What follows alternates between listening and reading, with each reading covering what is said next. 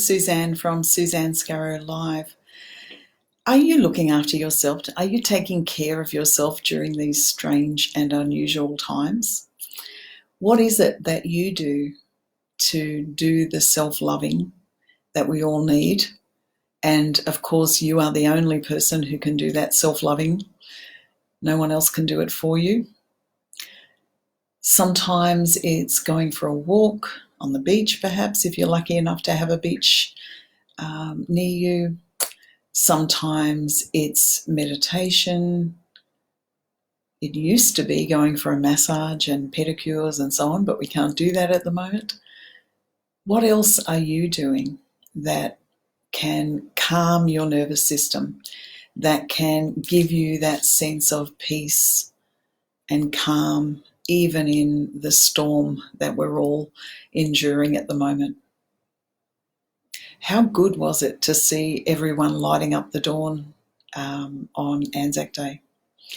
Doing that kind of thing where you are connected with other people without being without having to actually be close to them, where you can still social distance, even though I don't like that term very much, even though you can still social distance and keep yourself safe. But, just in the small area around where I live, we could see 10 other groups of people, small groups of people on their driveway. And that was really inspiring to me because, to be able to know that people are caring about the same thing that you're caring about, that is a bond, a bridge between you, even if you're not close to them physically.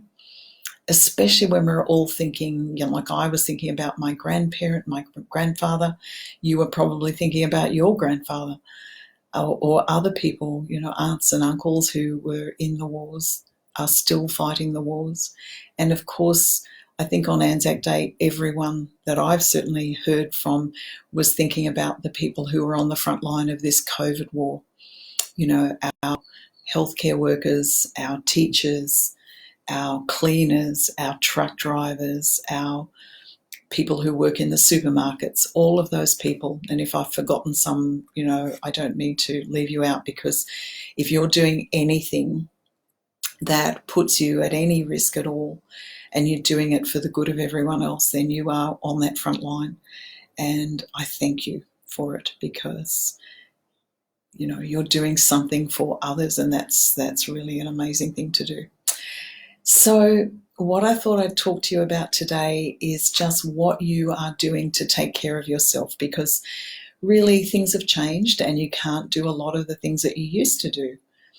I'd love to hear in the comments in the chat, what you are doing specifically to keep yourself in that calm space. But I'd also like to just perhaps introduce you or do some tapping with you if you have done it before.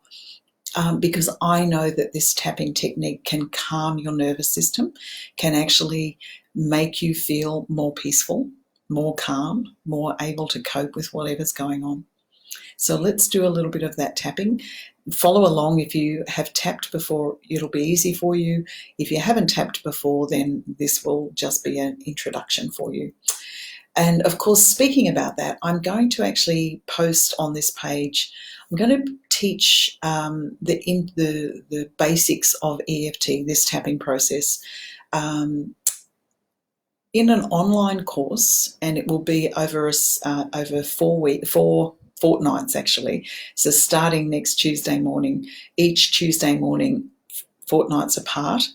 I'll post the dates on here, and so if you're interested in learning a bit more about this technique, you will have access to that. It's not going to be an expensive course, but it will be an introduction which will help you know more about why this works, how it works, and how you can use it for yourself and your loved ones. On the karate chop, even though it can be overwhelming and it's hard to take care of myself in these strange times, I deeply and completely accept myself anyway. Or at least I'd like to, if that's not true for you. Even though it's overwhelming and it's hard to take care of myself when I've got so many others to take care of, I deeply and completely accept myself. If I could just find a few minutes every day to do some tapping or to do some breathing or some meditation, that might help me feel better. And when I feel better, I have more to offer to others. I wasn't taught how to take care of myself. It's not something that I'm used to doing, but I can see how important it is. And I know that there's no one else who can do it for me. It's just me. If I don't do it, it will not happen. And if I don't fill up my own love tank, then I won't have enough to give to others. There is the risk of burning out if I don't take care of myself first. It might feel selfish, and some people might even see it as selfish. But I have to take care of myself first, or I won't have anything to give to others.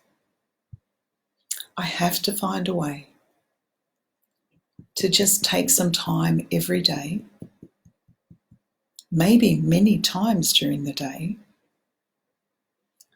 to just breathe and be, to tap and calm my body, or maybe to meditate.